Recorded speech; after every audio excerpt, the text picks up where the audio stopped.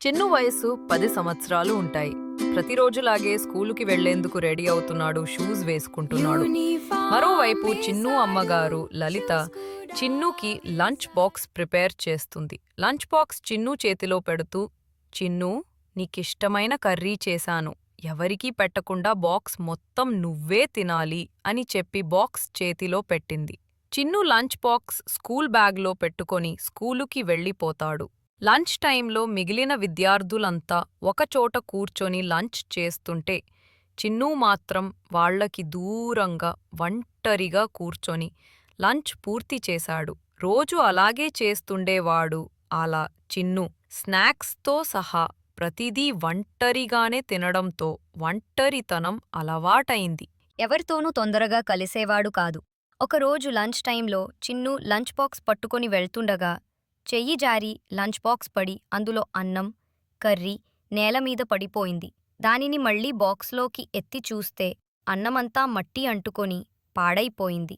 అలా పాడైపోయిన అన్నం వైపు చూస్తూ దిగాలుగా కూర్చున్నాడు చిన్ను.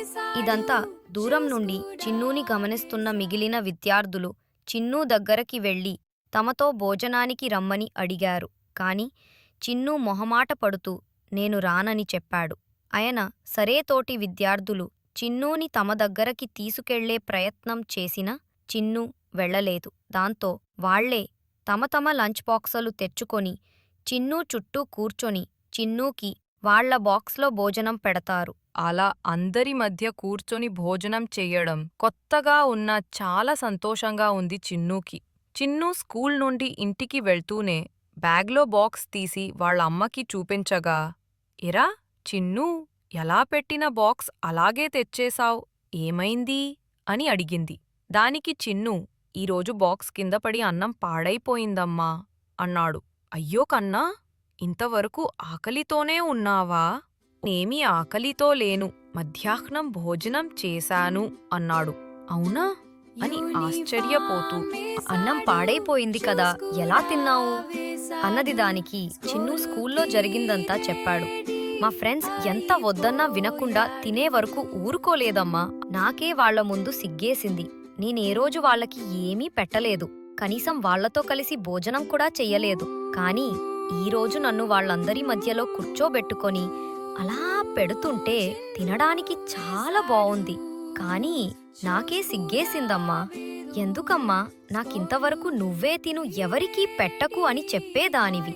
ఈరోజు వాళ్ళ అందరితో కలిసి తింటుంటే ఇన్నాళ్ళు ఎంత మిస్ అయ్యానా అని బాధనిపించిందమ్మా అన్నాడు. దానికి చిన్ను అమ్మగారు లలిత కాస్త బాధపడుతూ చిన్నూతో, సారీరా నాన్న, నీమీద ప్రేమతోనే అలా చెప్పేదాన్ని. కాని ఈరోజు నువ్వు చెప్పింది విన్నాక నేను ఇంతవరకు నీకలా చెప్పడం ఎంత స్వార్థమో అర్థమయ్యింది. ఇంకెప్పుడూ అలా చెప్పను, నన్ను క్షమించరా అంటూ చిన్నూని దగ్గరికి తీసుకొని హత్తుకుంది. ఆ మరుసటి రోజు చిన్ను లంచ్ బాక్స్ కాస్త పెద్దది ప్రిపేర్ చేసి చిన్ను చేతిలో పెడుతూ, ఇక నుండి అందరితోనూ సరదాగా కలిసి తిను నాన్నా, నీ దగ్గర ఉన్నది 10 మందికి పంచుతూ సంతోషంగా ఉండు అంది. సరేనమ్మా అంటూ చిన్ను ఆ రోజు నుండి అందరితో కలిసిమెలసి సరదాగా సంతోషంగా ఉన్నాడు.